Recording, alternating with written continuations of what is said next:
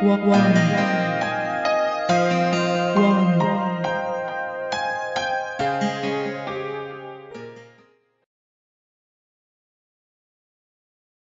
and welcome to the Birmingham Post Business Bulletin. Plans for a takeover deal for chocolate giant Cadbury came closer to reality overnight after potential bidder Kraft Foods received a major funding boost.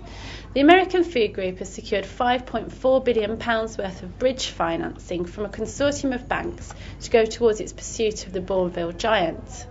Kraft has already had one bid turned down in September and it's expected to renew its interest with another offer in the next week. I'm here with Deputy Head of Business GRAEME Brown, who's been following the story. So, Graham, what's the latest with this bid? Well, as you said, on September the 7th, Cadbury's turned down the initial bid from Kraft, which is worth something like £10.2 billion. And since then, the company's maintained that it wants to remain an independent company. Analysts have always felt that Kraft was going to come back with another offer, and now they've got this finance in place from the likes of HSBC, Citigroup and Barclays. That's going to sort of strengthen their position. There's a deadline in place of November the 9th for Kraft to make a final bid, and I think everyone at Cadbury is sort of bracing themselves for another bid, and that they're going to be sort of desperately trying to fend it off for the next week or so. So what are the next steps then for Kraft?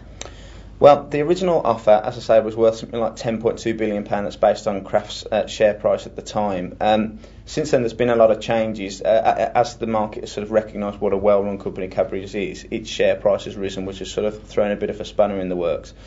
But the original offer was based on 60% equity and 40% cash. This £5.4 million have now got £billion. That gives them a lot more wiggle room to sort of to change that, and they'll be hoping to be able to woo shareholders by offering a lot more in terms of cash. So, as I say, it's going to be interesting developments over the next week.